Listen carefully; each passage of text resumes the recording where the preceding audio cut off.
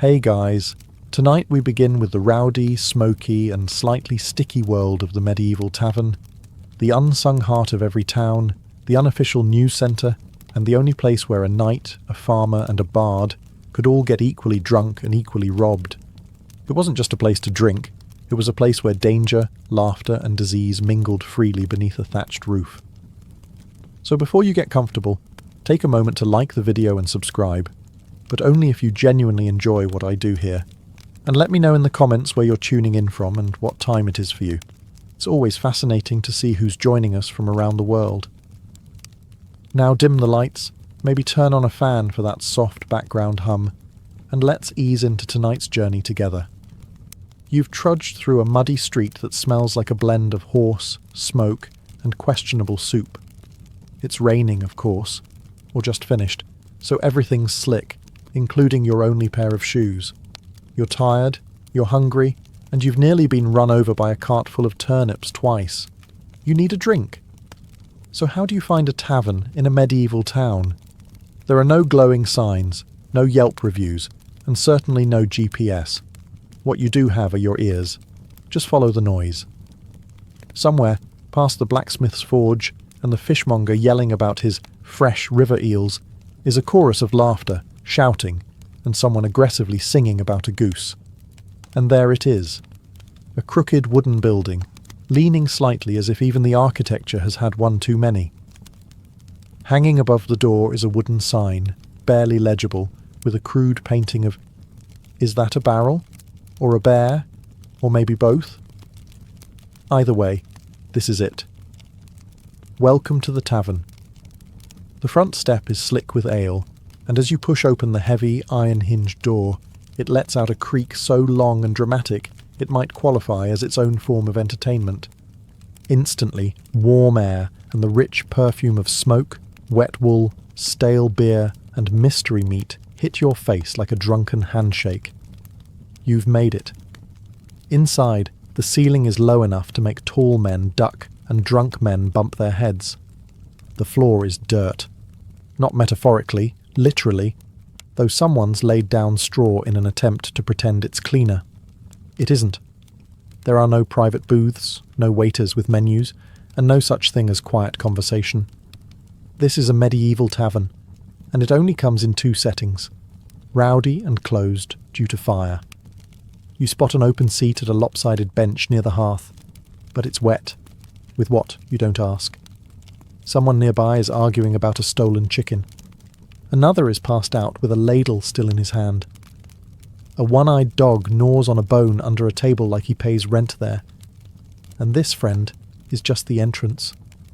You've only just arrived, and already it smells like a night to remember. Or forget.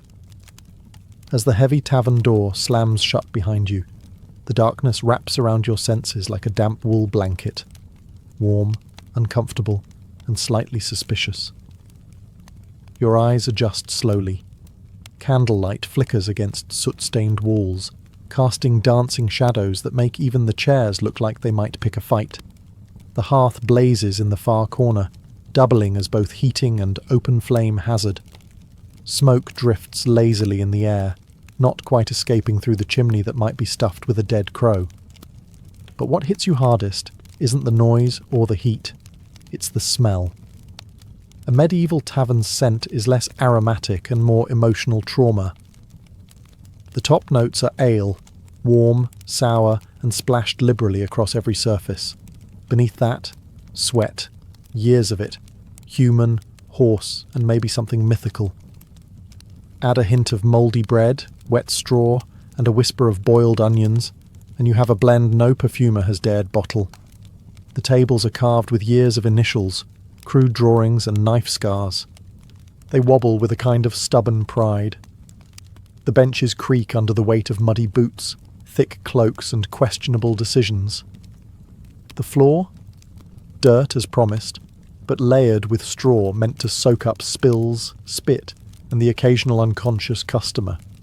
You step carefully. One wrong move and your foot sinks into something with a texture best left undescribed. The crowd is a living, breathing organism. Loud laughter erupts in one corner, while two men argue about the price of a pig in another. A woman slams a mug down hard enough to spill half her drink, and no one even flinches. A man at the next table stares at you with the dazed look of someone who's either thinking very deeply or forgetting how chairs work. Someone nearby sneezes. The entire left side of the room collectively leans away. And still, despite the overwhelming assault on your modern sensibilities, there's something welcoming here. The tavern is alive. It's rough, raw, and completely unfiltered. The medieval version of a community hub, minus the hygiene, and with 400% more shouting. You find your seat. It's a bit damp. It's probably cursed. But for now, it's yours. At first glance, the tavern's layout looks like someone arranged the furniture during an earthquake, and then just decided to leave it that way. There's no blueprint, no bar area, no cozy booths in the back. Just a sprawling, uneven spillage of tables, benches, barrels, and the occasional wooden crate being passed off as a seat. Everything is too close together or too far apart, depending on how drunk you are. The hearth is the only real centerpiece. A big open fire roaring against one wall, doing its best to provide warmth, light, and a healthy dose of indoor smoke inhalation. Around it, people crowd in for comfort, like moths with mugs. Those with the best seats hog the warmth. Those without? Well, that's what ale is for. The bar, if you can call it that, is usually just a thick wooden plank resting across two barrels, sagging under the weight of jugs, mugs, and elbows. Behind it stands the tavern keeper, multitasking between pouring drinks, yelling orders, and giving that one guy in the corner the death stare of, "You still haven't paid for last Tuesday." There are no menus. You ask what's available and brace yourself. The answer is usually ale or shut up and wait. A narrow staircase, possibly original, definitely splintery, leads to the upstairs rooms. If you squint, you can see a boot hanging from one of the railing posts. No one's entirely sure if it's decorative or a warning. Some taverns have a back room. It might be for storage. It might be for illegal gambling. Or it might be where the last person who insulted the barmaid was taken, never to be seen again. It's best not to ask. The walls are stained with candle soot, the windows are covered with greasy cloth or animal hide, and every surface has been thoroughly polished by the elbows, boots, and spilled drinks of generations past. And maybe a chicken. Somehow, despite the chaos, or because of it, it works. Everyone knows where to go, how to sit, when to shout, and when to duck. It's not organised, but it is alive. Every medieval tavern has a ruler, and it's not the local lord or the tax collector. It's the tavern keeper. They may not wear a crown, but don't be fooled. This person runs the show. Equal parts chef, server, accountant, babysitter, and executioner of barroom justice. The tavern keeper is a one-person institution, and they take no nonsense. If it's a man, he's likely built like a barrel with arms, grizzled, grumpy, and carved from cured meat and bad decisions. If it's a woman, and often it is, she's sharper than a blacksmith's file, and can silence a room with a single look. Either way, they've seen everything, heard worse, and cleaned blood out of straw before breakfast. They greet regulars with a nod, strangers with suspicion, and troublemakers with a tankard to the head. Behind the bar, they keep mental tabs on who's paid, who owes, and who's had 3 too many. And they do it all without writing anything down. Because medieval literacy might be rare, but tavern memory is terrifying. The tavern keeper sets the tone. If they're in a good mood, the place hums. If they're in a bad mood, you'd better drink fast and keep your jokes to yourself. They're the referee in every argument, the judge in every cheating scandal, and the first to grab a club when a fight breaks out. You do not mess with the tavern keeper. They also know everything. Who's in debt, who's having an affair, who arrived in town under a false name. Need information? Bribe the barkeep? Need protection? Sit near them? Need a favour? Better hope you didn't break a mug last week. Some have a helper, a son, daughter, spouse, or orphan they sort of adopted, and now make carry barrels twice their weight. These assistants run drinks, mop floors, and try not to spill anything or get stepped on by drunks. So while the tavern may feel like chaos to you, it's actually a very delicate ecosystem. And in the centre, commanding it all like a storm god in an apron, stands the one person keeping the ale flowing and the roof from collapsing into a riot, the tavern keeper. So, you finally settle onto a creaky bench, dodging elbows and spilled stew. Your throat's dry, your boots are damp, and it's time for the main event, the drink. But don't expect a wine list or a polished mug. This is a medieval tavern. Your choices are limited, lukewarm, and possibly life-threatening. Let's start with the classic, ale. Unfiltered, unpasteurized, and usually brewed in the back room where the dog sleeps. It's thick, cloudy, and often comes with floaties, bits of grain, yeast, or possibly a chunk of the previous customer's moustache. It's not cold because there's no ice. And you don't ask how long it's been sitting in the barrel, you just drink and hope. Next up, mead, honey wine. Sounds fancy, right? In reality it's sweet, strong, and occasionally explosive. If the tavern keeper made it themselves, it might be delicious, or it might taste like regret and bee venom. It's usually served to nobles, wedding guests, or that one bard who insists on being paid in gold or mead. Then there's cider, made from apples that were either freshly picked or dropped on the ground 3 weeks ago. Sharp, tangy, and served in cracked mugs that may double as soup bowls by morning. It's the drink of choice in orchard-rich regions, or for those who want something just alcoholic enough to forget the smell of the man sitting beside them. Wine? Technically, yes. But unless you're in southern Europe or the nobility's in town, it's likely watered down, soured, and served with a side of sarcasm. Good wine is reserved for lords, bishops, and the merchant who just sold 12 crates of salt. And water? That's a bold choice, because half the time it's teeming with invisible death. Boiling costs fuel, and clean wells are rare. That's why even children drink ale. It's not about the buzz, it's about not dying of dysentery before age 8. No one's measuring shots or crafting cocktails here. You drink from mugs made of wood, clay, or tin. Some still have last night's stew in them. You raise your mug, sniff it, and sip. It's warm, it's bitter, and somehow, it's perfect. Because in the medieval tavern, if it's wet and won't kill you immediately, it's a fine vintage. So you've survived the drink? Barely.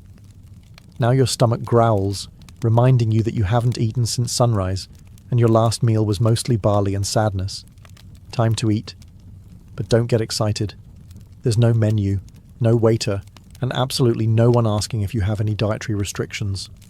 You don't order food in a medieval tavern.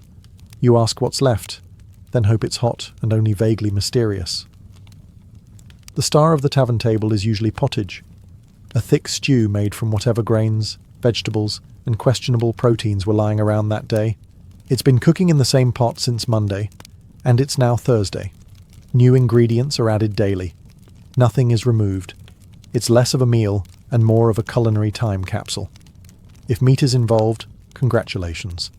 It's probably rabbit, pigeon, or the unlucky chicken who wandered too close to the fire. If it's game meat, it might be delicious. Or it might be aged past reason and seasoned with desperation. Your bowl is made of wood or clay. Your spoon? Either your own or your fingers. Most people carry their own knife, so eating is a BYO cutlery affair. And don't expect napkins, just the sleeve of your tunic or a shared rag that's seen things it'll never forget. Bread is also on offer.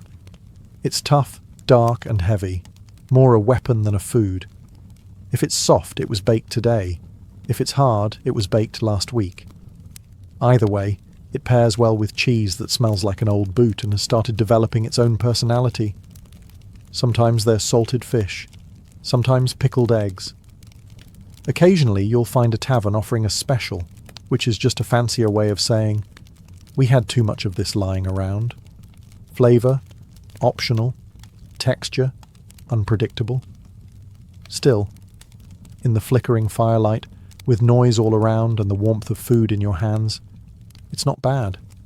It's filling. It's hot.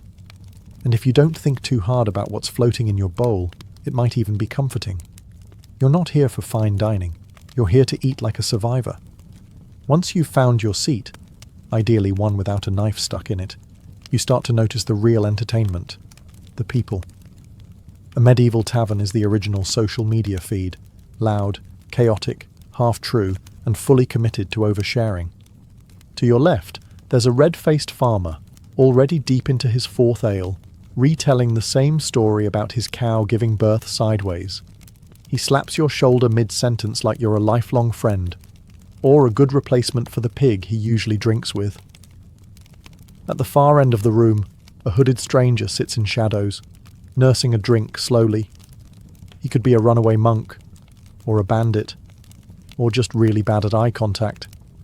Either way, you're not making small talk with him unless you want to disappear behind the stables.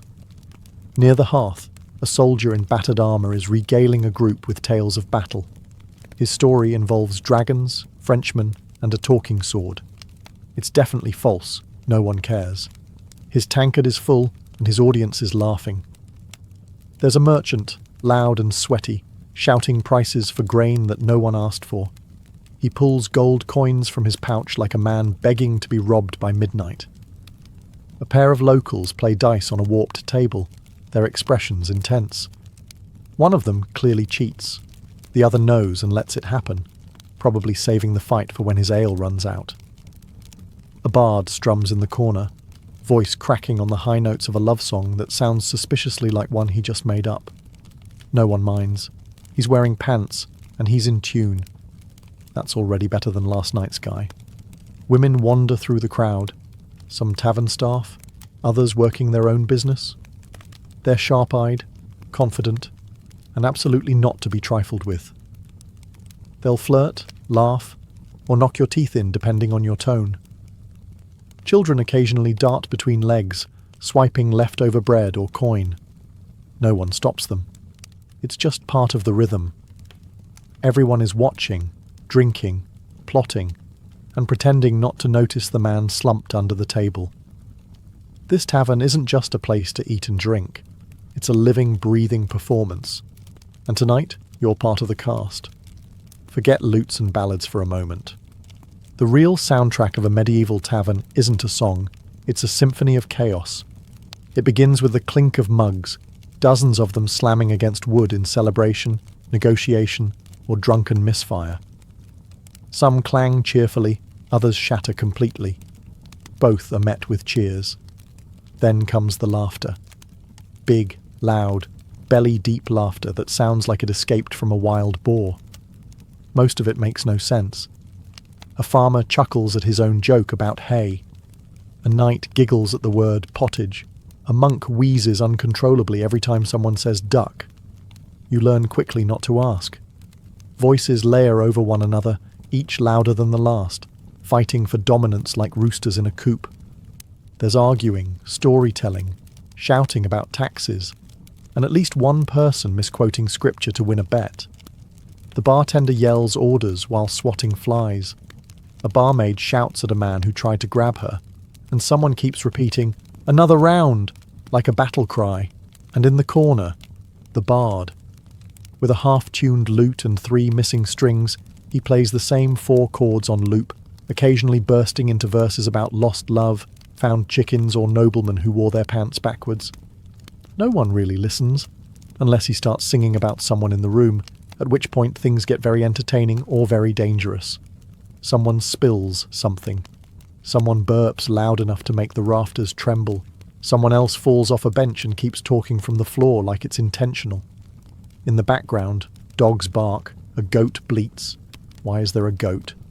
And chairs scrape across dirt like thunderclaps in a wooden cavern. It's not peaceful, but it's oddly rhythmic. Occasionally the room goes quiet. Not by choice, just a sudden lull. It lasts exactly 3 seconds. Then someone farts heroically, and the music starts again. This isn't background noise. This is the tavern's heartbeat, raw, rowdy, and relentlessly alive. If you listen closely enough, it starts to make sense. A kind of harmony born from disorder. And like the rest of the tavern, it only gets louder the longer you stay. Once the ale starts flowing and the stew starts settling, the tavern transforms. It's no longer just a place to eat and drink. It becomes a medieval casino, minus the velvet ropes and with way more yelling. Gambling is the sport of the evening, and everyone plays, from weathered soldiers to barefoot boys with borrowed dice. There's no dealer, no pit boss, no regulation, just a cracked wooden table, a handful of copper coins, and the vague promise that someone's about to lose their dignity. Dice are the game of choice, carved from bone, wood, or whatever was lying around. They clatter across tabletops like rolling thunder, each toss followed by a mix of cheers, groans, and accusations of witchcraft. No one trusts the dice. Everyone uses them. Then there are cards, if you're in a more cultured part of town. Thick, hand-painted, worn to the edges, and always missing one or two. The rules shift based on who explains them. Sometimes you're trying to get the highest number. Other times you're matching symbols or just making it up as you go. It's like poker, but with more slapping. Wagers range from money to mugs to livestock. Yes, someone once bet a goat. Someone else bet their boots. And someone else bet their own freedom for the night. Spoiler, he lost. The regulars are slick. They shuffle quickly, roll slowly, and smile a little too wide. Cheating? Of course. It's half the fun. A hidden die here, a marked card there, a mysterious cough when the lucky player leans in. If you win big, you buy a round or risk getting jumped. If you lose badly, you smile, pretend you meant to, and slowly push your chair back toward the door. Side games erupt too. Arm wrestling, thumb wars, and the ever-popular who can drink the most without falling over. The winner earns applause. The loser earns a night under the table and a headache that lasts until next market day. But even when the rules are unclear and the stakes are absurd, the energy is addictive. Because in a medieval tavern, luck isn't just a game, it's a gamble with your purse, your pride, and possibly your pants. As the night deepens and the tavern fills with warmth and humidity, a new kind of performance takes the floor. One made of words, music, and confident nonsense. This is story time, medieval style. A bard clears his throat in the corner, gently plucking at a half-tuned lute, the strings squeaking like old boots. He's missing a few teeth, but not a bit of confidence. With a dramatic flourish, he launches into a ballad of heartbreak and heroism. Something about a knight who fell in love with a mermaid and drowned nobly while reciting poetry. No one believes him. Everyone listens anyway. That's how it works here. Truth is optional. Entertainment is everything. Around the tables, others join in. Not bards, just patrons with ale-fueled bravery and a tale to tell. One man swears he once wrestled a bear and lived to drink about it. Another claims he saw a witch turn a cow into a goat. A third insists he's related to Charlemagne on his mother's cousin's side. Everyone's story begins with, "You won't believe this, but..." And they're right. We don't. But we want to. Boasts become ballads. Mishaps become myths. Someone tells a joke so bad it circles back to being good. Someone else recites a poem, likely plagiarized from a monk's scroll. The room claps, hoots, or throws bread, depending on the quality or quantity of the performance. If you're lucky, a skald or minstrel might be passing through. Professionals who travel from town to town, exchanging music for coins, meals, and occasionally a place to sleep indoors. Their songs are polished, their tales long, and their ability to rile up a crowd? Dangerous. But even they know the golden rule of tavern tales. Never let facts ruin a good story. In this smoke-filled room, with the fire crackling and the mugs sloshing, storytelling isn't just entertainment. It's tradition. It's connection. It's how you make friends, enemies, and the occasional lifelong drinking partner. By midnight, Half the tavern is reenacting the story of the one-legged knight who fought off 6 highwaymen with a ladle. You laugh, you cheer, you forget it's all made up. Because in a medieval tavern, every liar is a legend, if the story's good enough. As the night deepens and the ale keeps flowing, something changes in the air, a kind of boozy boldness. The bard is halfway through his 3rd song about unfaithful shepherdesses, and suddenly, everyone's feeling romantic. Welcome to medieval flirting. Subtlety has left the building. It starts with eye contact, or at least one eye, slightly squinting through a mead-induced haze. A man with 2 remaining teeth leans across a bench and slurs, "Milady, your beauty burns brighter than the hearth." She responds by hurling a bread crust at his forehead. The room cheers. Others try their luck more gently, offering refilled mugs, clumsy compliments, or offers to help carry a bowl of stew so it doesn't spill. Spoiler, it still spills. If you're a woman in the tavern, staff, guest, or travelling merchant, you're likely used to fending off at least 3 would-be poets, 2 arm wrestlers, and 1 man who tries to impress you by balancing a knife on his nose. Sometimes it works. Usually, it ends with a black eye or an empty purse. For those actually seeking companionship, taverns offer more than just flirting. Courtesans work the room with practiced ease, knowing who has coin, who has charm, and who will pass out before making it to the stairs. Transactions are discreet, but the implications are loud. Jealous lovers? Oh yes. Nothing sparks a tavern fight faster than a stolen glance, a wandering hand, or a husband catching his wife laughing a little too hard at the bard's joke about bishops. Tables are overturned, mugs are weaponized, a bench gets broken in half, again. And yet, somewhere in the middle of all this chaos, genuine sparks fly. A shy baker's daughter and a travelling stonemason laugh over shared stew.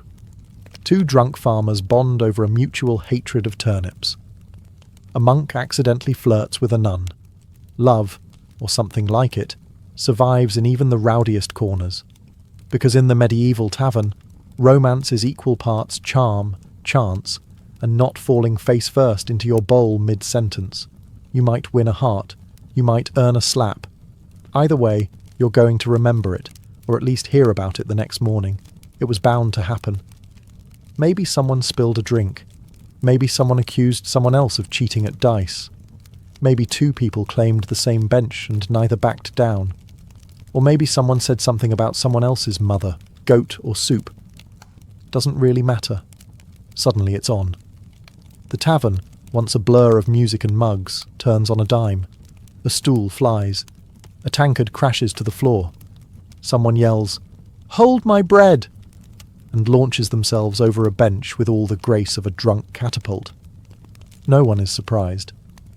In fact, most people don't even stop drinking. A bar fight in the Middle Ages isn't rare, it's expected. It's practically a feature. And while it sounds terrifying, it's usually more comedic than deadly. People swing wildly, miss, trip, and land in someone's dinner. Hair is pulled, beards are grabbed, shirts are torn. The tavern keeper roars like a battlefield general while holding a ladle in one hand and a club in the other. Occasionally someone joins the fight with no idea why. They just saw action and leapt in, fists first. Others place informal bets, cheer, or slide their mugs out of splash range. Weapons? Rare. Most folks know better. Pulling a blade in a tavern can turn a casual brawl into a full-blown tavern legend, and no one wants to be banned from the only place that serves hot food and warm ale. Eventually, someone hits the floor and stays there. Someone else stumbles into a wall and decides that's as good a place as any to sit and rethink their life. The fight burns out like a tavern candle, suddenly and without ceremony. And here's the strange part. Once it's over, it's over. The fighters are separated, mugs are refilled, someone starts a song, and within 10 minutes, everyone is laughing again, including the guy with the bleeding nose.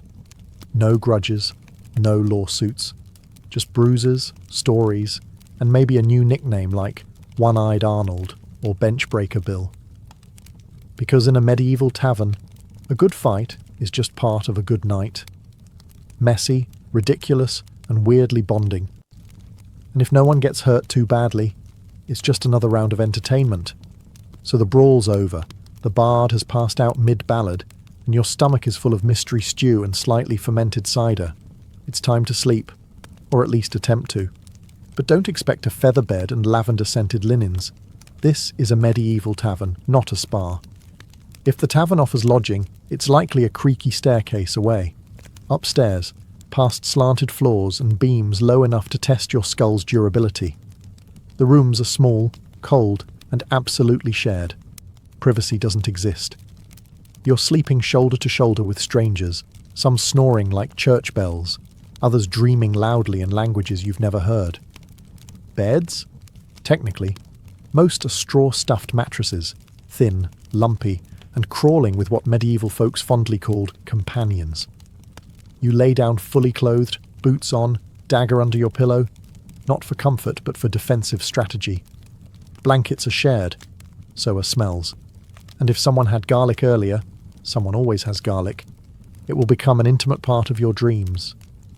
If you're too poor, or too drunk, for a room, you sleep downstairs, on a bench, under a table, or just in a corner by the hearth, curled up next to a dog that may or may not belong to the tavern. You'll be stepped on, probably sneezed on, and maybe used as a footrest. The tavern never really quiets. Even after the last mug is drained and the last fight patched up, there's always someone muttering in their sleep, a log popping in the fire, or a distant fart echoing through the rafters. And yet, somehow, you drift off. It's not comfortable. It's not clean, but it's safe enough. The fire keeps the worst of the cold away. The tavern keeper keeps watch with one eye open and a club in hand. And the noise becomes its own kind of lullaby. Familiar, human, alive. You'll wake with a sore neck, a dry mouth, and a questionably acquired bruise. But for a few hours, you sleep, in the company of travellers, rogues, farmers, and fools. No kings, no silence, just snoring, straw, and the faint hope your boots are still there come morning. Dawn creeps in like an uninvited guest, sliding pale light through the cracks in the shutters and poking at your eyelids with merciless persistence. The tavern has changed overnight, not quieter exactly, but quieter in a defeated sort of way. You open one eye. Someone's boot is on your chest. Someone else is mumbling in their sleep about sheep taxes. The bard is snoring under a table, clutching his lute like a lover. A chicken hops across the floor, pecking at yesterday's bread crusts. No one questions where it came from. The fire has died down, leaving the room cold and smoky. A few patrons begin to stir, groaning like wounded warriors from battles fought entirely inside their own skulls. One man sits up, looks around, and lies back down. Having decided today isn't worth it.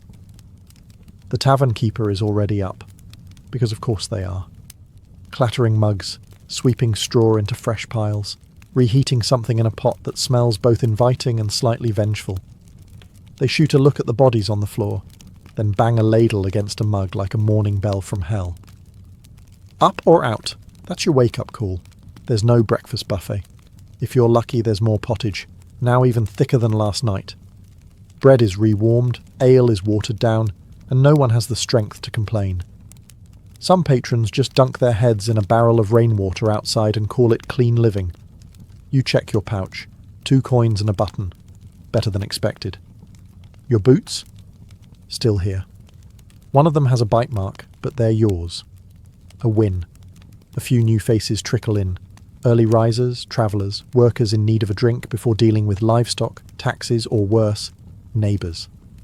The tavern begins to stir again, like a beast slowly waking. Someone starts retelling a story from last night. It's already changed, of course. Now there were 2 fights, and the bard's song summoned a ghost. Everyone nods like it's gospel. The night was chaos.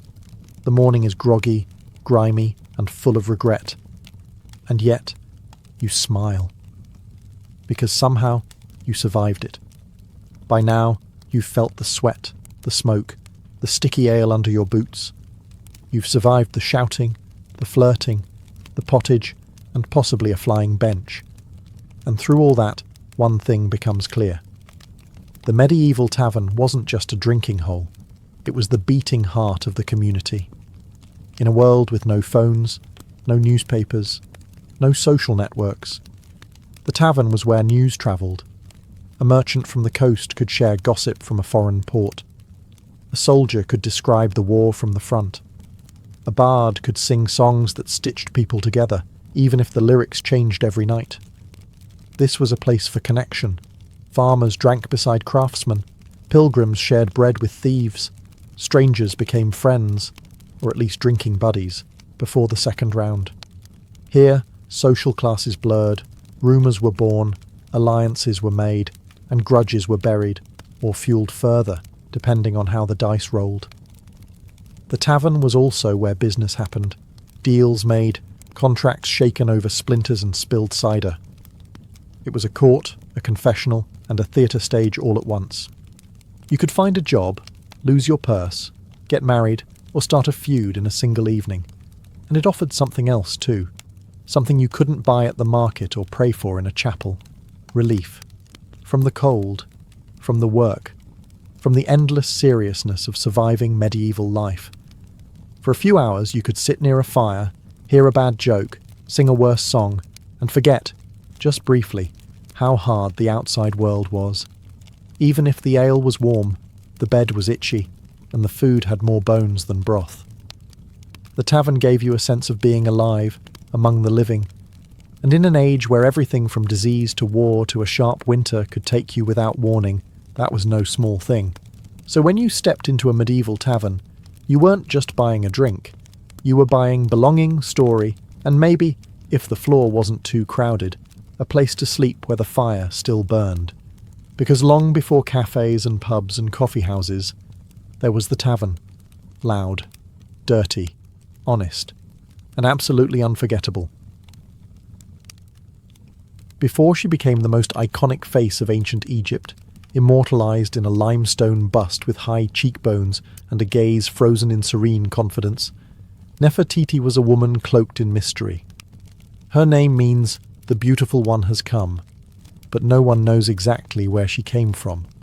Some believe she was the daughter of a powerful Egyptian official named Ai, possibly even the sister of Akhenaten. Others argue she was a foreign princess, sent to Egypt in a marriage alliance. Her origins are debated, but her influence is undeniable. Nefertiti appears in the historical record like lightning, sudden, brilliant, and transformative. She enters Akhenaten's life not as a passive queen, but as an equal partner in a reign that would shake Egypt's religious and cultural foundations. Together, they would dismantle centuries of tradition, discard the pantheon of gods, and elevate the sun disk Aten as the one true deity. It was a radical, near-heretical move, and Nefertiti wasn't just watching from the throne. She was leading ceremonies, making offerings, even depicted in art-smiting enemies, a role typically reserved for male pharaohs. Unlike other queens who were relegated to the background, Nefertiti was ever present.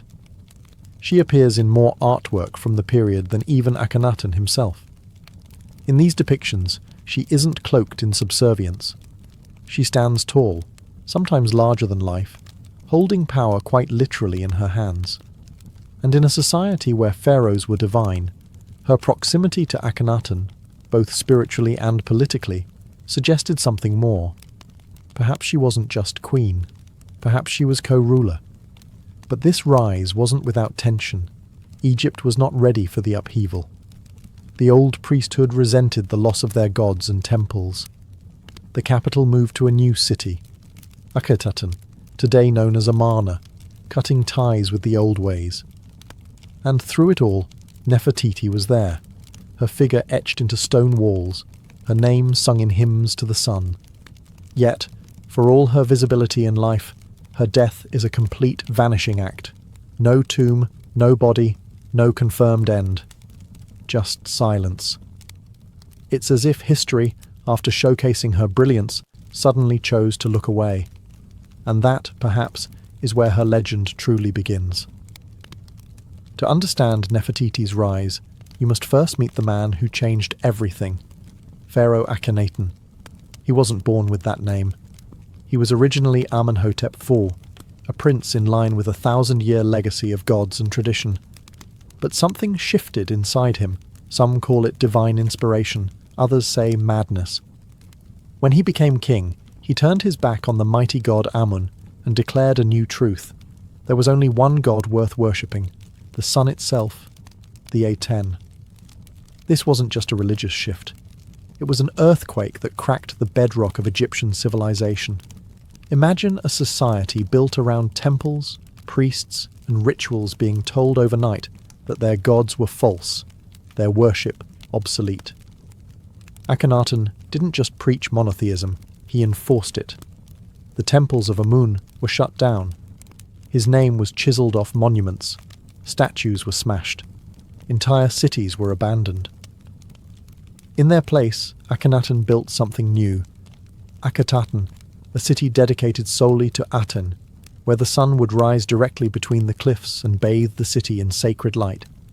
And through it all, Nefertiti stood at his side, not as a silent consort, but as a full participant.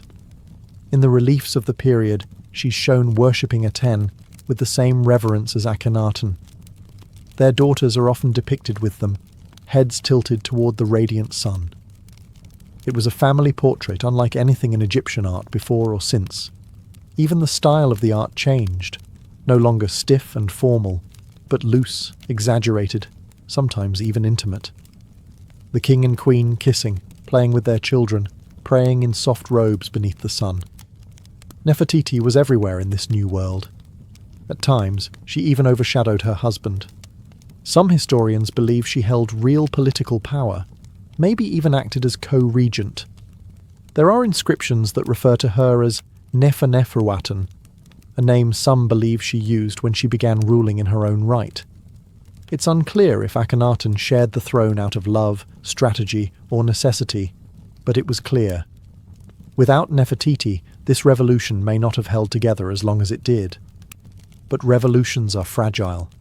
The gods don't take kindly to being replaced. And the people? They were quietly watching, waiting for the old order to return. By the height of her influence, Nefertiti had become more than a queen. She had become an icon. Not just of beauty, but of divine femininity and royal power.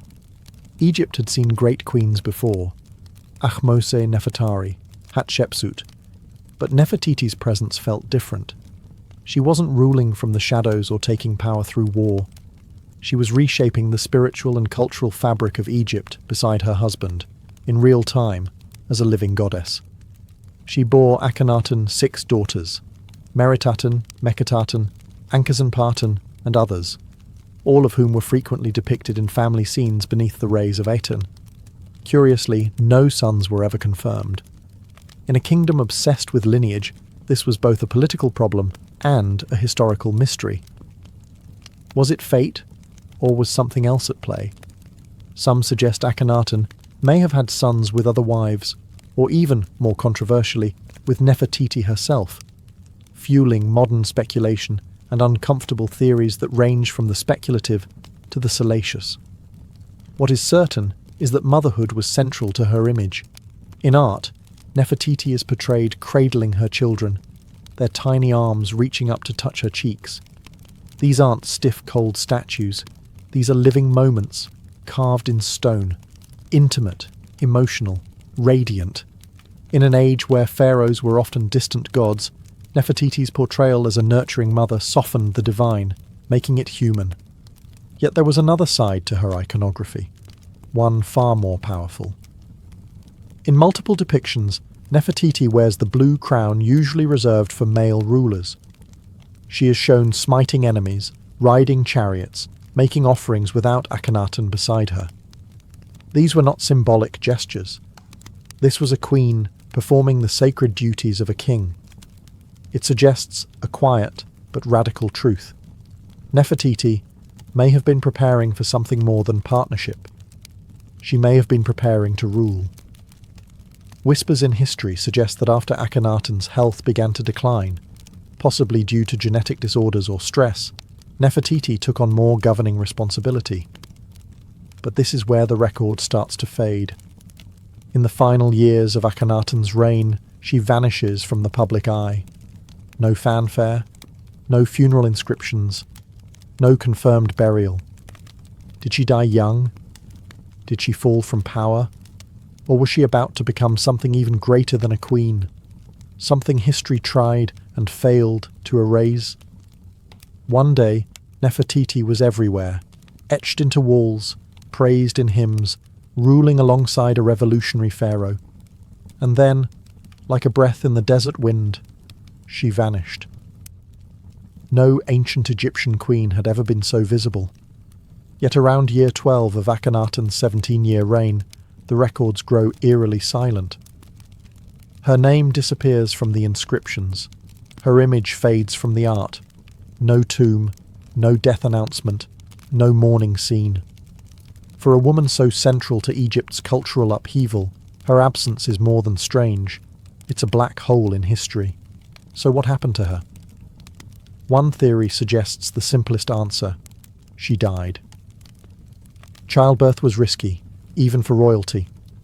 Nefertiti's second daughter, Meketaten, also disappears from records around this time, possibly indicating a dual tragedy, a mother and daughter lost in the same dark moment. But if that were true, why no elaborate funeral, no tribute, no temple? This was a woman revered like a goddess. A quiet death doesn't fit the script. Others propose something far more political. Perhaps Nefertiti fell from favour. Maybe the tides turned within the royal court. Akhenaten, increasingly isolated, could have sidelined her, possibly in favour of another consort. Some suggest a co-ruler named Smenkhkare, an enigmatic figure who appears briefly in the historical record, may have replaced her. Was this a male heir? A half-brother? Or was Smenkhkare Nefertiti herself, under a new name? That's the most electrifying theory, that Nefertiti didn't disappear at all. She transformed. Evidence suggests someone named Neferneferuaten ruled in the final years of Akhenaten's reign. This individual used feminine grammar in inscriptions and even referenced Akhenaten as her beloved husband. Could this have been Nefertiti, crowned as pharaoh in her own right? If so, she would have joined the rarest ranks in Egyptian history, a female king like Hatshepsut before her. But even this theory dissolves in sand. Neferneferuaten's reign ends abruptly, and then comes a name more familiar: Tutankhaten, later Tutankhamun, a child king who would reverse his parents' reforms and restore the old gods. If Nefertiti did reign alone, it was short. And if she was Smenkhkare or Neferneferuaten, she ruled as a ghost queen, visible only in hints, half-carved cartouches, and broken relics, a puzzle missing its centerpiece.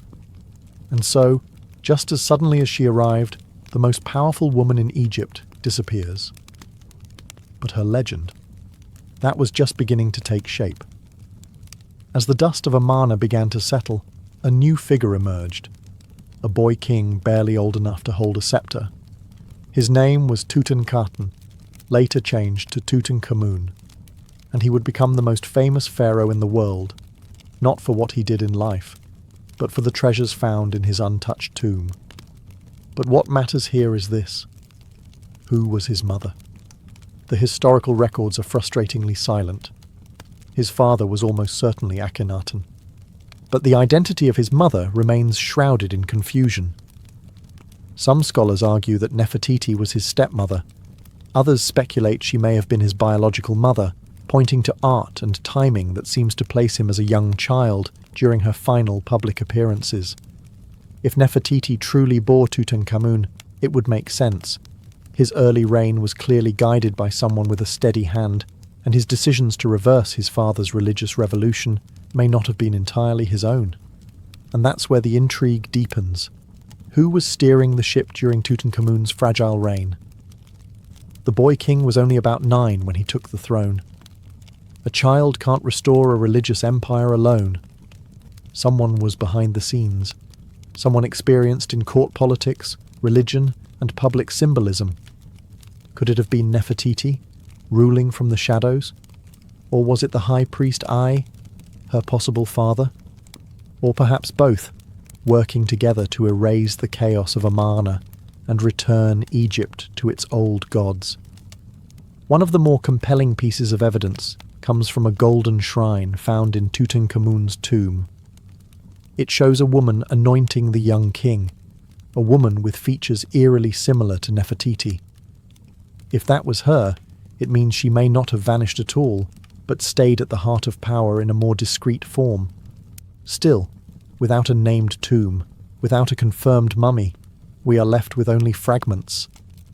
If she did guide Tutankhamun, her fingerprints are everywhere, but her name is gone, scrubbed from temples, left out of king lists, as though someone tried to erase the memory of a woman who once ruled like a god.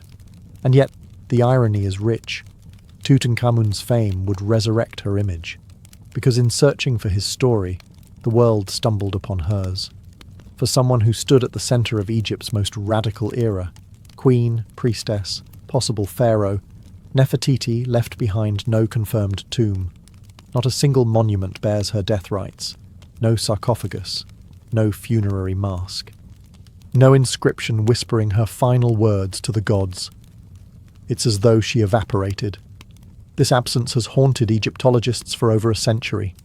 In a culture obsessed with the afterlife, where every noble was embalmed, mummified, and buried with instructions for the soul's journey, how could one of the most powerful women in Egyptian history be lost? Theories abound. One possibility is that she was buried hastily and without ceremony in the waning years of the Amarna period. Perhaps her radical legacy made her dangerous in the eyes of the new regime. Her tomb may have been dismantled, her name defaced, part of the sweeping effort to erase the memory of Akhenaten's heresy. After all, the return to traditional gods was swift, and vengeance in stone-cut hieroglyphs was common. Another, more tantalizing theory suggests her tomb was never truly lost. It was simply misidentified or still hidden. Some researchers propose that she lies within the Valley of the Kings itself, concealed behind the walls of Tutankhamun's tomb. In 2015, radar scans of KV-62, the famed tomb of King Tut, indicated possible hidden chambers. Was Nefertiti buried just inches away, sealed off and forgotten beneath layers of history and gold? That idea captured the world's imagination. A queen sleeping just beyond reach. Egyptologists held their breath, but further scans yielded inconclusive results. Excavations slowed, funding dried up, and once again Nefertiti retreated into myth. Yet her absence is loud. We have her images, dozens, perhaps hundreds, her likeness captured in stone and pigment. Her bust, now in Berlin, still gazes with unfathomable grace across museum glass, as if she knows something we don't, as if she's waiting. Every year, new digs continue in Amarna and the valley. Every year, whispers stir. Could a sealed chamber finally give up her secrets? Could a cartouche in forgotten sand spell her true name? Or is she destined to remain the eternal riddle, an unfinished sentence in the story of Egypt? If history buried her, it didn't succeed for long, because the search for Nefertiti never truly stopped. It only deepened. If her tomb was never found, and her body never identified, why do we still remember Nefertiti? The answer sits behind museum glass, beneath soft lights in Berlin's Neues Museum. A painted limestone sculpture that has captivated the world since its rediscovery in 1912. The bust of Nefertiti. She gazes forward with poise and serenity, her long neck graceful, her blue crown distinct, and her features so refined they almost feel modern. One eye is unfinished, perhaps left that way intentionally, or perhaps a forgotten detail during the workshop's final days. Yet, even incomplete, she is timeless, unforgettable. The bust was discovered by German archaeologist Ludwig Borchardt in the ruins of the sculptor Thutmose's studio at Amarna. When he brushed away the dust and revealed her face, he knew instantly what he had found. In his diary, he wrote, "No use describing it, you have to see it." And once the world did, Nefertiti became not just a historical figure, but a global symbol of beauty, of power, of ancient enigma. But even her bust is not without controversy. Germany acquired the artifact during a time of loose antiquities laws, and Egypt has been requesting its return for decades. To the Egyptians, she belongs home, in the land whose sun once touched her skin, where she stood beneath Aten's rays. But Germany has refused. They claim her fragility makes her unsafe to travel. Others say it's about prestige. Nefertiti brings in crowds. She is, after all, their Mona Lisa. Still, her presence, wherever she may be, has changed how the world sees ancient women. She wasn't just a passive beauty. Her bust captures something regal, assertive, almost challenging. She looks like someone who held secrets, made decisions, changed the course of empires. And she did. It's remarkable how a single sculpture, delicate and silent, can resurrect someone lost to time. We may never find her tomb. We may never know how she died. But through this bust, Nefertiti achieved something extraordinary. She became immortal not in gold, but in human memory. The face may be still, but the story it tells, that continues to speak, louder than ever, across the centuries. Nefertiti's story lives somewhere between stone and silence, between what we know and what we want to believe. Few figures in ancient history have inspired such relentless fascination and such profound mystery. She is a paradox, one of the most documented women of her time, and yet still largely unknowable. Over the centuries, she's been imagined as many things. To some, she was a goddess in human form, the living embodiment of divine beauty. To others, she was a political mastermind, the force behind the throne, perhaps even the throne itself. Some have portrayed her as a romantic figure, tragically lost in the sands of revolution. Others paint her as ambitious, even ruthless, navigating a collapsing empire with elegance and calculation. But what do we truly know? We know she was more than a royal wife. Her imagery rivals that of kings. Her presence during religious rites, royal ceremonies, and even scenes of battle reveals a woman not just beside power, but wielding it. In a patriarchal world, she carved out her own space, not through rebellion, but through presence, through poise, through sheer command of the visual and spiritual language of her time. We know she was central to one of history's boldest religious shifts. While Akhenaten may have envisioned the monotheistic sun cult, it was Nefertiti who embodied it. She was the human face of a divine ideal, the bridge between the Aten above and the people below. She didn't just serve the gods, she was their image. And we know that after her disappearance, her memory was nearly erased. The backlash against Akhenaten's regime swept her name into oblivion. Her statues were smashed. Her inscriptions were defaced. Her role in history intentionally buried. Yet here we are, 3,000 years later, still whispering her name. Why? Because myth has a way of surviving where facts cannot. Because when a woman becomes both an icon and an enigma, she slips into a space where time can't reach her. Because sometimes the questions echo louder than the answers. And maybe, just maybe, that's exactly how Nefertiti wanted it. To be remembered, not explained. To be admired, not contained. To live forever, not as a woman of one tomb, but as a queen of endless speculation. More than 3 millennia have passed since Nefertiti last walked beneath Egypt's sun, yet her shadow still stretches across our world, etched in museum glass, whispered through academic halls, splashed across the pages of novels and screens of documentaries. Unlike most historical figures, she hasn't faded into the past. If anything, she grows larger with time. There's something irresistible about her, not just the beauty. We've seen beauty before. It's the mystery. The deliberate blank spaces in her biography feel like a challenge, a taunt, as if she's daring us to try and understand her, knowing full well we never truly will. And in that way, she's become something more than historical. She's become archetypal. Every generation reinterprets Nefertiti in its own image. In the early 20th century, she was an exotic queen, mysterious and submissive. In the feminist wave, she became a symbol of female power, an ancient ruler lost to patriarchal erasure. In modern media, she's a style icon, an African queen, a political player, even a possible pharaoh. She has lived 1,000 second lives, not through facts, but through imagination. But maybe that's the most fitting afterlife of all. In ancient Egypt, immortality wasn't just about mummification, it was about memory. If your name was spoken, your image seen, your story retold, you lived on. You could travel the field of reeds, dine with the gods, exist beyond death. Nefertiti, whether by design or by chance, has achieved that. Her name is spoken across continents. Her face is one of the most recognized in human history. Her story, though fractured, still commands attention. So in a way, her greatest legacy wasn't carved into a tomb or sealed beneath desert stone.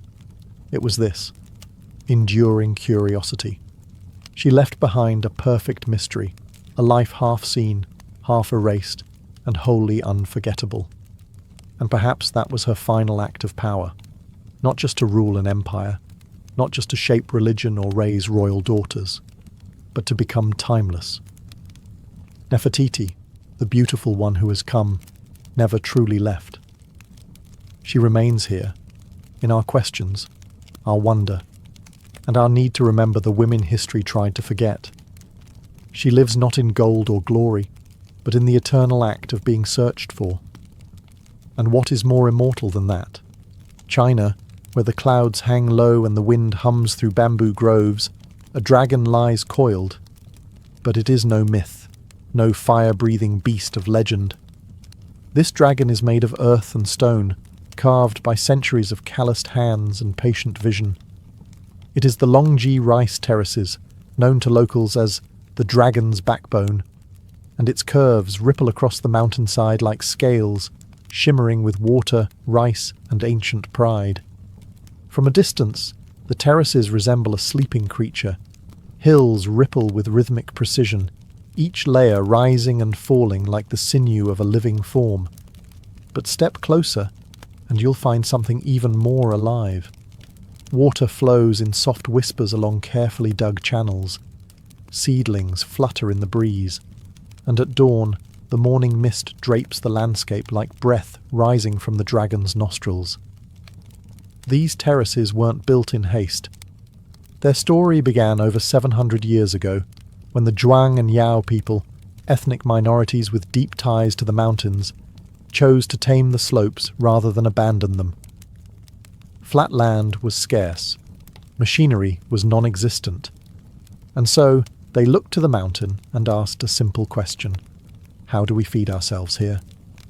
The answer took generations. Armed with little more than stone tools and bamboo baskets, they carved the hills inch by inch, year by year. With each level built, they not only shaped the land, they taught it to breathe with them. Rainfall became resource, slope became sustenance. Rice, the staple of life, began to grow where gravity once ruled, and over time, the terraces began to resemble a dragon in repose, strong, eternal, sacred. This was more than agriculture. It was harmony, a silent pact between humans and nature. No part of the mountain was wasted, and no part was forced to bend violently. Instead, the people worked with the earth, shaping it in curves and swells, listening to the wind, following the water. Today, the dragon's backbone still feeds entire villages. But more than that, it reminds us what patience can build.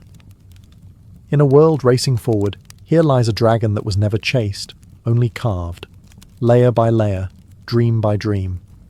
To walk among the Longji rice terraces is to step into a world carved by persistence. There is no illusion here, no machine tracks, no corporate survey markers. What stretches across these mountains are the fingerprints of human endurance.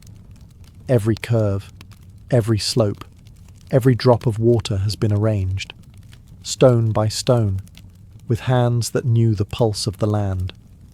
Centuries ago, when the Zhuang and Yao peoples first looked upon these steep and unforgiving hillsides, they did not see obstacles. They saw opportunity. The lowlands were already taken, the fertile valleys already sown. But up here, amid the rugged peaks, there was possibility, if only they could make the earth listen. With no heavy tools they began. Wooden shovels, stone hoes, baskets of mud and rubble carried on backs worn by time. Slowly, terraces began to form, horizontal veins across the mountain, held in place by hand-stacked stone walls. These weren't accidental cuts into the slope. They were calculated. Each level had to be perfectly balanced, not only to hold water, but to carry it from one tier to the next without waste. One miscalculation could cause an entire section to collapse. Too steep and the water would rush, too flat and it would stagnate. So they measured not with rulers, but with generations of intuition. Children learned from their elders. Elders watched the seasons. And the mountain, in time, gave in, not with surrender, but with trust. And the result? A landscape that defies nature by flowing with it. From the valley base to the cloud-kissed peaks, these terraces rise like a spiral staircase to the sky. They mirror the topography with elegance, almost as if the mountain grew them itself. But no, the mountain did not shape these curves. Humans did. With no engines, no concrete, no architectural degrees. Just time, just trial and error. Just the belief that land, no matter how steep, can be made to serve life. Today, the terraces remain functional, still farmed, still repaired, still respected. No bulldozers, no shortcuts. The old ways survive not because they resist the future, but because they proved something rare. That tradition, when rooted deep enough, can outlast every storm. If the dragon's backbone is muscle and bone, then water is its blood. It flows quietly, without pumps or engines, tracing ancient channels that slip from mountaintop springs into every terrace below. This hydraulic choreography is no accident. It is the secret life of the terraces, the reason they've endured for centuries. At the top of the mountain, rainwater and natural springs are caught in narrow ditches and earthen canals. From there, gravity becomes the farmer's silent ally. The water descends through terrace after terrace, pooling gently in each field before spilling into the next. This design, fluid, seamless, ensures that every patch of rice receives what it needs. No more, no less. There are no valves, no switches. Control lies in subtle gates made of stone or wood, adjusted by hand and habit. If one terrace overflows, it could flood the next. If one leaks, a drought may follow.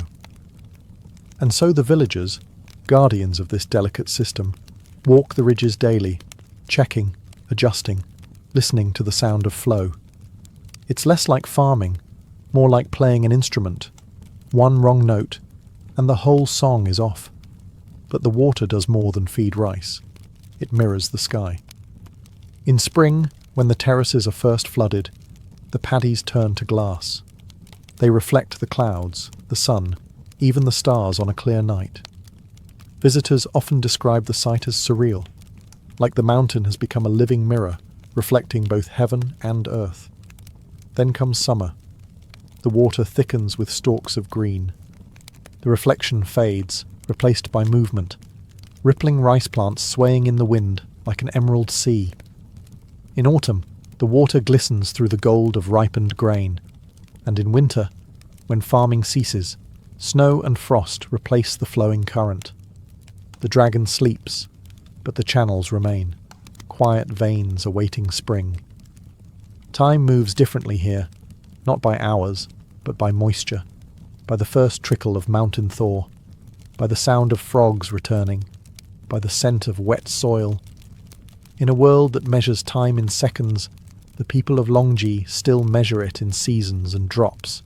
And so the dragon lives, not in fire and flight, but in ripples of water, pulsing gently through a living masterpiece of stone and soil. Spring in the Longji Mountains begins not with blossoms but with water. As the snow melts in the higher peaks, streams trickle downward, breathing life into the waiting terraces. The mirror-like paddies are ready. The dragon stirs, and the people prepare for the ritual that ties them to every generation before them, planting the first seed. There is no grand announcement, only quiet movement.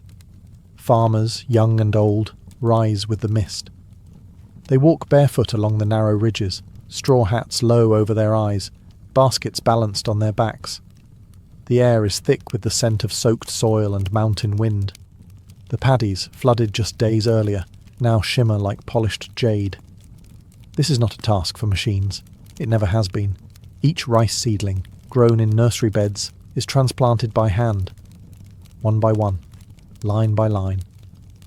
The workers step into the cold water and press the tender stalks into the mud with gentle fingers. It's a rhythm that feels almost sacred. Back bent, arm out, hand press, repeat. All day, sometimes for weeks. Children follow, splashing in the shallows, mimicking their elders. They learn not from textbooks, but by standing in the water, feeling the resistance of mud, learning the spacing by eye. It's how knowledge survives here, lived, not spoken. Planting is more than labour, it is ceremony. Offerings are made to the mountain spirits, songs are sung. In some villages, elders scatter the first handful of seedlings as a blessing. Every field planted is a promise, to the land, to the ancestors, to the children, yet to come. The pace is unhurried. No one rushes the dragon, no one races the mountain. Instead, the rhythm of planting becomes a meditation, a slow dance of human and nature, of patience and purpose. And as the days pass, green shoots begin to rise from the watery fields like whispers. From this moment forward, the terraces will grow not just rice, but hope. Each seed is a prayer, each row a quiet defiance against hunger and haste. And so begins the cycle once again, not with noise or fire, but with hands in mud and hearts in the sky. The dragon is awake, the mountain breathes, and the future is planted, one seed at a time. Scattered along the ridgelines and nestled in the crooks of the terraces are the heartbeats of the dragon's backbone. Villages like Ping'an, Dazhai, and Jingkeng. These are not just settlements. They are living museums of heritage, where every home, path, and balcony clings to the mountain like a memory that refuses to fade. The houses are built of timber, resting on stilts to protect them from the rains and the steepness of the slope. Their rooftops, dark and slanted, mirror the lines of the terraces they overlook. From above, they seem like wooden lanterns floating on waves of green. Inside, life is simple, warm, and deeply communal. Generations share a home. Meals are cooked over wood fires. The smell of rice wine and bamboo smoke drifts into the mountain air. The people here belong to ethnic minorities, the Zhuang and the Red Yao, each with their own language, customs and stories. You'll recognize the Yao women instantly.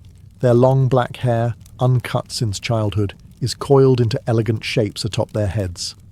Some let it fall like silk waterfalls when they bathe in the river, a scene so graceful it borders on myth. Despite modernization creeping up the mountain trails, traditions hold strong.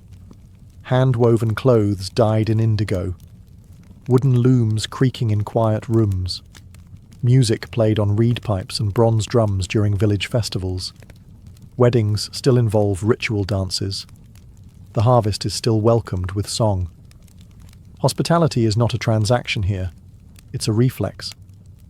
Guests are offered tea brewed from local leaves, rice wine in carved gourds, and stories passed down from elders who remember the mountain before electricity arrived. They speak of dragons in the mist, of ancestors who first carved the hills, of spirits who still guard the fields. And though tourism now brings visitors from every corner of the world, The rhythm of village life continues, largely undisturbed. The rice still grows. The rituals still mark the seasons. The terraces, like the people, endure, not by resisting change, but by absorbing it slowly, carefully, like water descending one level at a time. Here, within the dragon's coils, life is not rushed. It flows, it echoes, it remembers. To walk the terraces of Longji is to walk through layers of myth. The hills are not just soil and stone. They're alive with stories whispered through bamboo groves and carried on the wind. For the villagers, these mountains are not merely land. They are sacred beings, shaped by gods, guarded by spirits, and inhabited by tales passed from one generation to the next. The most enduring legend speaks of a sleeping dragon whose body stretches across the ridges. Its spine rises in coils, the very terraces themselves.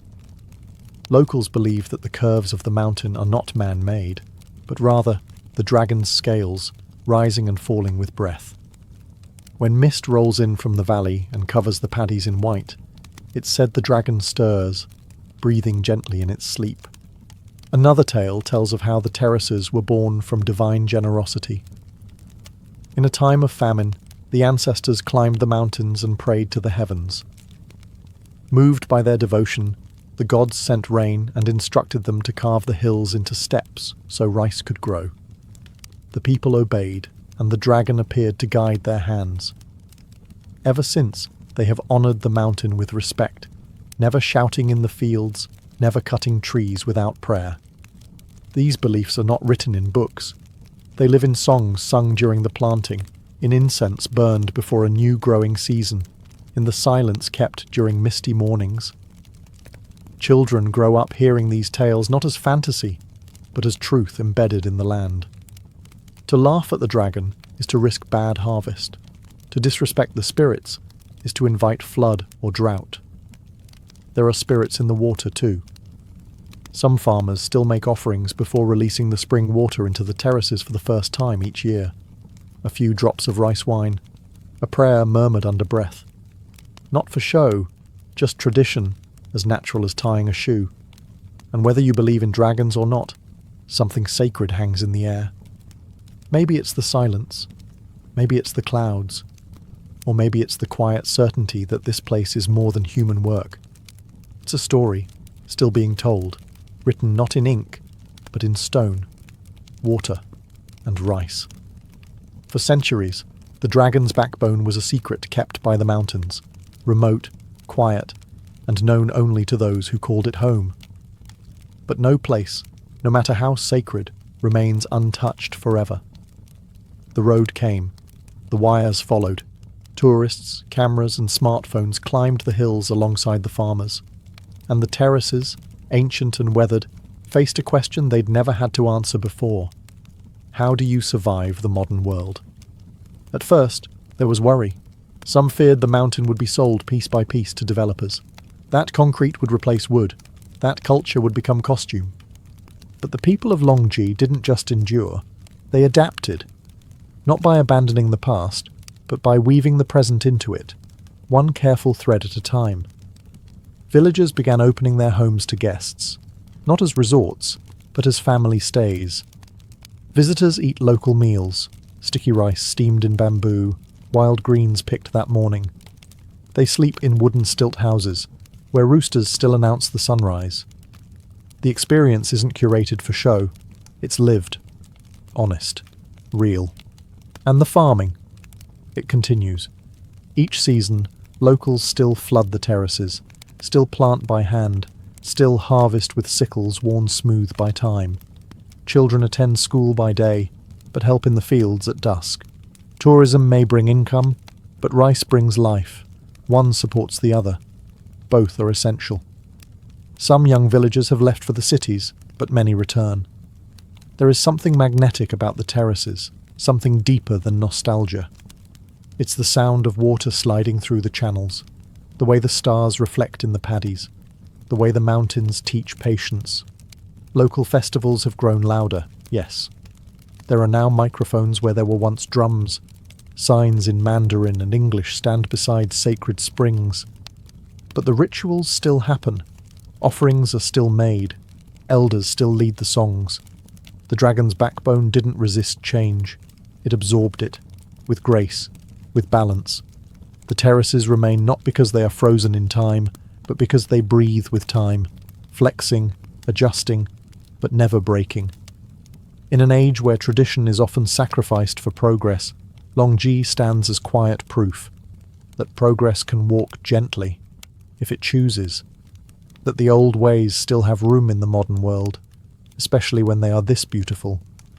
The dragon's backbone is never the same place twice. With each season, it sheds its skin, transforms its colours, shifts its mood. While cities change in years, the terraces change in weeks, draped not just in light, but in rhythm. To stand among them through a full year is to witness a mountain breathe. Spring arrives like a mirror. The terraces are flooded in preparation for planting, and the still water reflects the sky like silver glass. Clouds drift not just above, but below your feet. Visitors speak of walking through heaven. The fields look empty, but they're full of potential. Beneath the surface, life is stirring. Summer brings a burst of green. The rice shoots stretch tall and straight, blanketing the hills in an emerald cascade. From a distance, the terraces look like ribbons of velvet, rolling in every direction. The air is warm and wet. Frogs call from the paddies. Farmers, knee-deep in water, work from dawn till dusk, their hats bobbing like tiny sails on a jade sea. Autumn is gold. Harvest time. The rice matures, and the terraces catch fire in the sunlight, glowing with grain. The fields ripple in the wind and drums echo through the villages. Families gather. Songs are sung. Sticky rice is cooked. It's not just a season, it's a celebration. The dragon, fully awake, offers its bounty.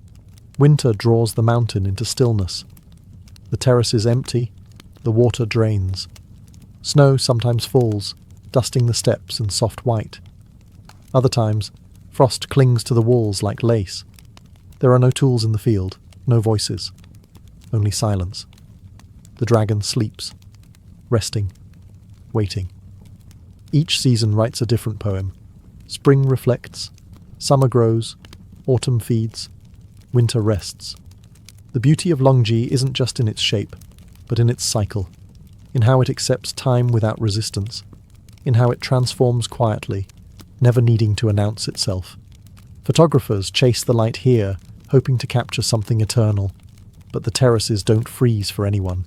They move, they breathe, they teach us, softly, that beauty is not static, it's a rhythm, a practice, a promise renewed with every season.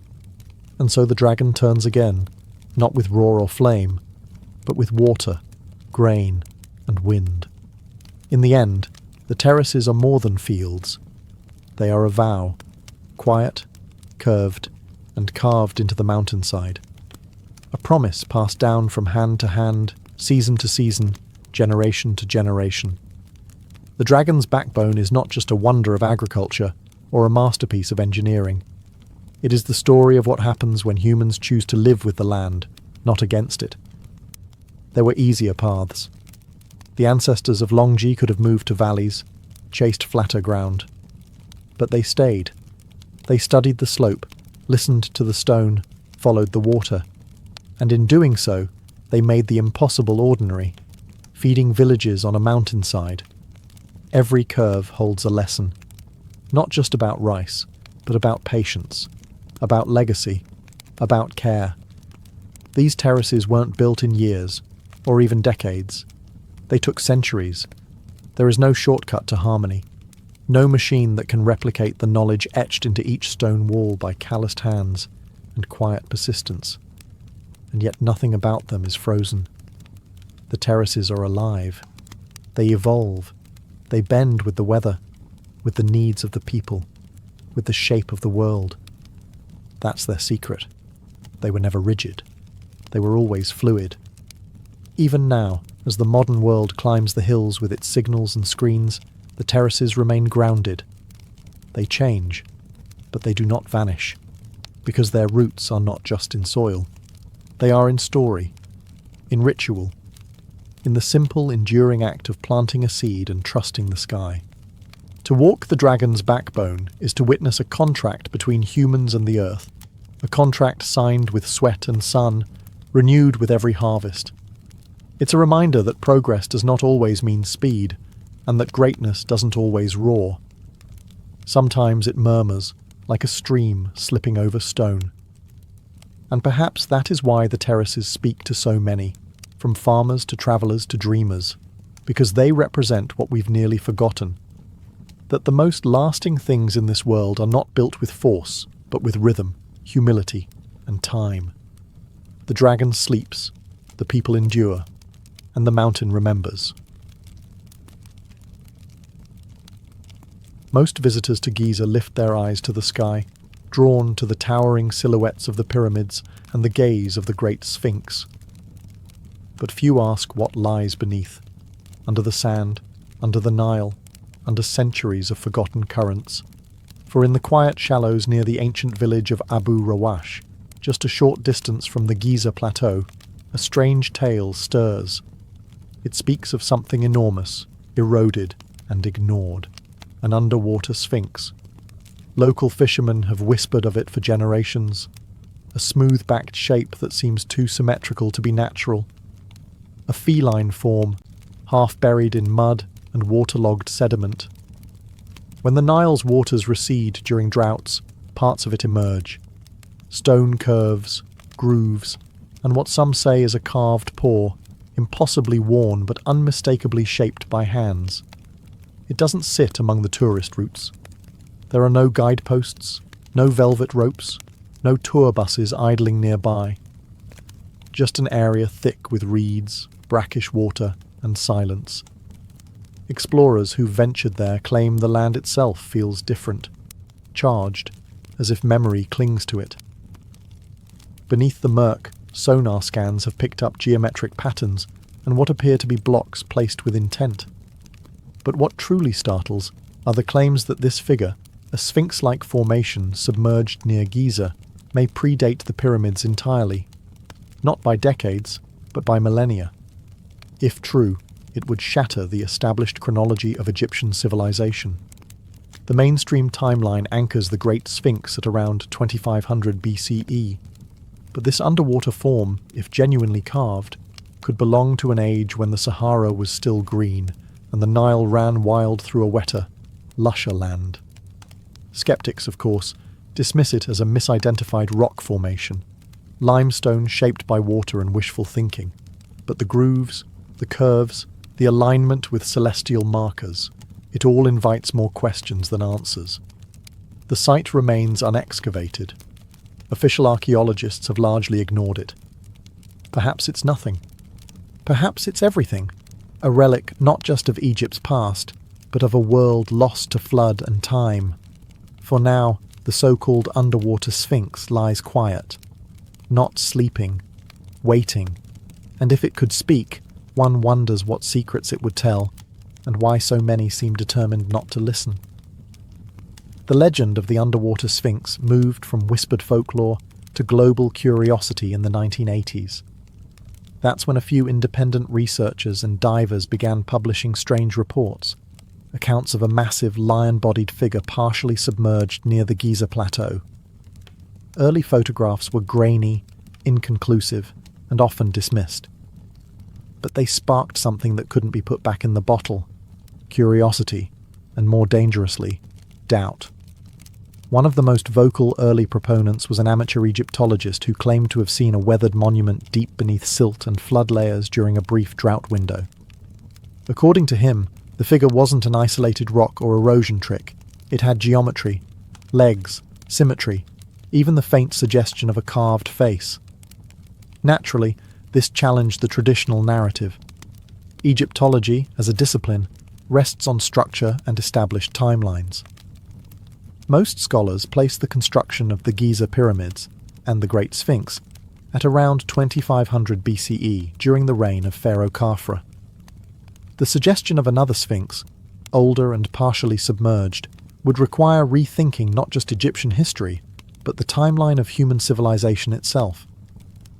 Mainstream academics responded with caution, even disdain. Without peer-reviewed excavation, carbon dating, or stratigraphic studies, the claim couldn't be taken seriously. Many argued the so-called underwater sphinx was likely a natural formation, limestone weathered by thousands of years of Nile flooding and sediment erosion. In Egypt, they pointed out, nature often mimics the intentional. Wind, water, and time are capable sculptors, but the photos kept circulating. The sonar readings continued to show odd patterns, too regular, too smooth, too suggestive. And then came the theorists. Authors, filmmakers, and fringe historians began building stories around the mystery, that the Sphinx was a relic of a forgotten civilization, perhaps Atlantean, perhaps pre-dynastic Egyptian, lost in a flood that scoured the Sahara. They pointed to water erosion patterns on the original Great Sphinx, argued for lost technologies, and hinted that what lay beneath the Nile might be far older than accepted memory allows. The debate grew louder, but the ground remained still. No official dig was launched, no museum claimed it, and the Sphinx, if that's what it is, remained right where it always had been, buried in silt, caught between myth and mud. The idea that something near Giza might predate the pyramids isn't just provocative, it's revolutionary. If the underwater Sphinx is more than erosion or coincidence, then Egypt's story didn't begin in the 4th dynasty. It began before it, deep in prehistory, when the Sahara was a green savanna and the Nile roamed wider, wilder, and less predictable. This possibility gained traction in the 1990s when geologist Dr. Robert Schoch studied the Great Sphinx itself. He argued that the deep vertical weathering on the Sphinx's enclosure wasn't caused by wind and sand, but by rainfall, heavy, sustained, ancient rainfall, which hadn't touched the Giza Plateau since at least 7000 BCE. That pushed the possible date of the Sphinx back by thousands of years, well before the first pharaohs carved names into stone. If water shaped the original Sphinx, could water also have hidden an even older sibling? The so-called underwater Sphinx sits in a lower region near ancient floodplains. Some satellite imagery and ground-penetrating radar suggest possible foundations, rectangular outlines, and deliberate shaping, all buried beneath silt and seasonal water. These signs hint that the site may not just be older than the Sphinx. It may come from a time when nothing in Egypt was yet carved in hieroglyphs. Supporters of the theory point to Egypt's missing chapters, the gap between the end of the Ice Age and the rise of the first dynasties. During this time, the Nile shifted courses, the Sahara transitioned from wet grasslands to dry desert, and civilizations may have risen and fallen, undocumented and erased. The idea that an ancient people, pre-literate, pre-pharaonic, could have shaped a monument of this scale seems implausible to traditional historians. But is it? Göbekli Tepe in Turkey was built around 9600 BCE by hunter-gatherers. It features megalithic pillars with carved animals, predating Stonehenge by thousands of years. Could Egypt hold a similar secret? An ancient culture that marked the land with stone long before papyrus carried their stories? If the underwater Sphinx was built in such a time, it would change everything we know about human history. It would suggest not just forgotten ruins, but a forgotten age, one that may have whispered to the builders of Giza, leaving behind more than myth, perhaps a monument drowned, then forgotten. Stone doesn't lie, it remembers, and around the site of the so-called underwater Sphinx, it tells a quiet but persistent story, not just of time, but of water. Sediment layers, erosion marks, and flood patterns hint at a history long before the desert became dry, long before the Nile settled into its familiar course, long before the pharaohs carved their names into history. Geologists who have examined photographs and data from the site near Abu Rawash note peculiar erosion marks, smooth, rounded grooves that suggest prolonged exposure to flowing water. Not wind, not sand, but rainfall and movement, forces absent from this region for thousands of years. Similar arguments have been made about the Great Sphinx itself, especially its enclosure wall. Critics of the standard timeline point out that the deep vertical fissures seen on the Sphinx's surrounding trench don't resemble wind erosion at all. They mimic rainfall, heavy, sustained prehistoric rain. Now, at the possible underwater Sphinx site, we see the same signature, only this time hidden beneath a shallow flood basin. During periods of low Nile flow or excavation, parts of the structure are said to rise into view, lion-like haunches, shoulders, and a foundation that seems too level to be natural. Researchers who have surveyed the area note that the basin is geologically active, with high clay content, and evidence of ancient water tables fluctuating violently. The stone there is heavily worn, but not randomly. The wear follows the shape of the structure itself, flowing in lines that suggest deliberate carving, then drowning. Some sediment layers around the site date back to the early Holocene, when Egypt was wetter, greener, and prone to massive flooding. If a monument had been carved then, it could have stood for centuries before being swallowed by mud, forgotten by shifting populations, and buried under the Nile's wandering silt. Skeptics argue this is all coincidence, natural formations teased into myth by hopeful eyes. But water doesn't form symmetry. It doesn't carve pores. It doesn't create aligned foundations or echo the geometry of a known sphinx just a few miles away. So the question deepens. If water erased this monument from view, what else has it taken with it? And more urgently, how much of history still lies hidden beneath the surface? If the underwater sphinx is truly there, silent, carved, and ancient, why hasn't it been excavated? Why does it remain beneath layers of mud and silence, passed over by archaeologists, ignored by governments, and left to the currents? The answer, like the artifact itself, lies beneath the surface. Egypt's archaeological institutions are protective, rightfully so. The nation guards its ancient heritage with rigid protocols, strict excavation rules, and an insistence on academic consensus. Digging up any site, especially one that challenges the traditional timeline, requires permits, funding, international oversight, and, most importantly, institutional approval. And that approval often rests on one unspoken rule: do not rewrite Egypt's history without a mountain of undeniable evidence. And that's the problem.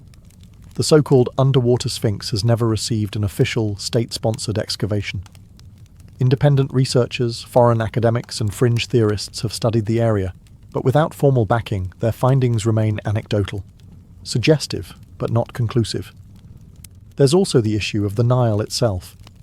The river is not a static feature. It floods, recedes, and shifts over decades. The site where the monument allegedly rests is flood-prone, often submerged for much of the year. Excavation would require draining the area, rerouting water, protecting nearby ecosystems, and managing structural damage caused by centuries of sediment pressure. That alone would take years, if not decades. Then there are political factors. A discovery of this magnitude, if validated, would disrupt more than academic timelines. It could challenge established narratives, upset national pride, and attract a media frenzy Egypt might not be eager to welcome. The Ministry of Antiquities prefers to promote discoveries that reinforce Egypt's grandeur, not question its foundational history. Some whisper that certain institutions may already know more than they reveal, that preliminary studies have been done quietly, behind closed doors. But without public records, peer-reviewed findings, or government announcements, these claims drift into conspiracy. And so, the monument remains buried. Whether by accident or design, it sleeps under mud and skepticism. It is a strange irony, that in a land obsessed with preserving its ancient past, one of its greatest mysteries may be hidden in plain sight, unclaimed, unstudied, and untouched by time's official record. But nothing stays buried forever. To the ancient Egyptians, the Sphinx was more than a sculpture. It was a symbol, part guardian, part god, part mystery. With the body of a lion and the head of a man, The Sphinx represented strength fused with wisdom, physical power tamed by royal mind. It was a cosmic sentinel, placed at thresholds where the divine met the mortal. The most famous, of course, is the Great Sphinx of Giza. Towering 66 feet high, it has guarded the plateau for over 4,000 years, facing the rising sun, watching over the tombs of pharaohs. Its exact origin is still debated. Some say it was built by Khafra. Others argue it may be far older, its face recarved over time. So what would it mean if a second Sphinx, hidden, water-worn and possibly older, exists just miles away? It would change everything. No known records speak of twin sphinxes at Giza. Ancient texts are silent. But in later Greco-Roman tradition, there are mentions of guardians positioned in balance, flanking sacred spaces. In Egyptian architecture, symmetry is sacred. Temples often have twin statues, twin obelisks, twin avenues of lions. Why not twin sphinxes? Some researchers argue that the so-called underwater sphinx might not be a copy, but the original. A prototype. A pre-dynastic version later replicated on a grander scale. If true, it suggests that the idea of the Sphinx came not from dynastic builders, but from a forgotten culture whose myths were carried forward, adopted, and refined. And if the monument predates writing, it may not be bound by the pharaoh's ideology at all. Its purpose could have been astronomical, ritualistic, or even commemorative, marking an event, a flood, or a forgotten god. The lion shape itself is no accident. In ancient Egypt, lions represented the horizon, the gate of dawn and dusk. A sphinx facing east watches the rebirth of the sun, eternally. To carve one was to freeze that sacred act in stone. Now imagine one carved before the pyramids. Aligned, guarding, waiting. It would not just rewrite history, it would redefine the mythos of Egypt itself, not as the beginning of civilization, but as the last echo of something even older. And the fact that this symbol might be sleeping beneath water, all the more fitting for a guardian of lost worlds. As whispers of the underwater sphinx echo further across the world, a quiet divide has opened, one that runs deeper than sediment or stone. On one side stands traditional Egyptology, cautious, structured, and rooted in academic consensus. On the other, a growing community of independent researchers, alternative historians, and curious minds who believe something extraordinary is being overlooked. Mainstream scholars insist on evidence, peer-reviewed studies, stratigraphy, inscriptions, and radiocarbon dates. Their concern is not unwarranted. Egypt is filled with natural rock formations that resemble human or animal shapes, and misidentifying them can lead to misinformation. Archaeology, after all, must be careful. The past is fragile. It cannot be rebuilt once broken by careless hands or media hype. But to others, caution has become complacency. Independent investigators, many of them trained scientists or engineers from outside the field, argue that the underwater sphinx and similar anomalies deserve deeper study. They point to high-resolution satellite images that show unnatural symmetry, to LiDAR scans that detect rectangular foundations beneath layers of mud, to erosion patterns that seem shaped not by chaos, but by design. They also question the political motivations behind silence. Tourism dollars flow through well-trodden monuments. A new sphinx, especially one that threatens the accepted timeline, could disrupt Egypt's narrative and authority. The fear, they suggest, is not of fraud, but of rewriting everything. Books, documentaries, podcasts, and conferences now regularly feature the underwater sphinx. It has become a symbol of hidden history, used as both rallying cry and cautionary tale. Supporters call for open excavation. Detractors warn against pseudoscience. The truth, as always, is lost in the middle, buried beneath voices as thick as the Nile's silt. The divide isn't just academic, it's emotional. It speaks to how we approach the past. Do we trust only what has been confirmed, or do we follow the hints left just beyond reach? The underwater sphinx forces that question into the open. It's not just a rock or a relic, it's a litmus test for how curious we're allowed to be. And as long as it remains unearthed, both sides will continue to argue, above a monument that says nothing, yet might change everything. There's something haunting about a mystery buried in plain sight, especially when it wears the face of a lion and stares up from the mud with ancient silence.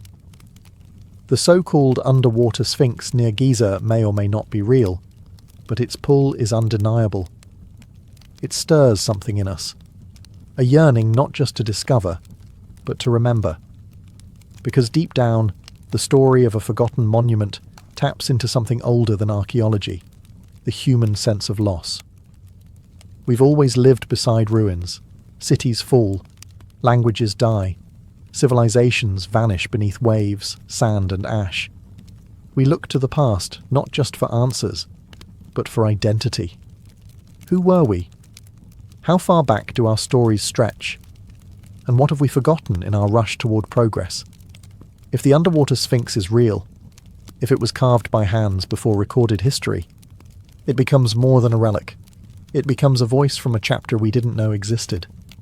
A marker from an age when people may have understood the stars differently, honoured the earth more intimately, or carried a mythology we can only guess at.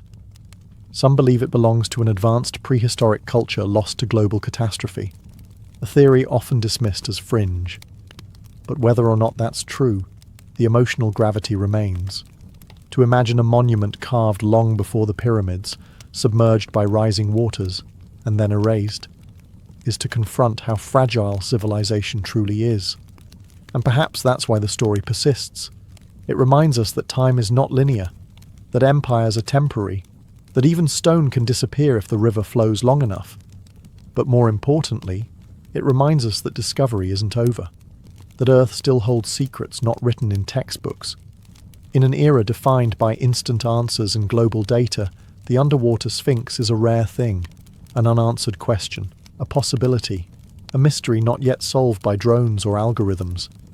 And whether it proves to be natural rock or a forgotten monument, it already holds value, because it makes us wonder. Wonder if the past is deeper than we thought. Wonder if myth holds memory. Wonder what lies just beneath the surface, waiting for someone to listen. The underwater sphinx of Giza, whether carved or accidental, confirmed or dismissed, remains where it has always been, beneath the surface, beneath the mud, the water, the weight of time.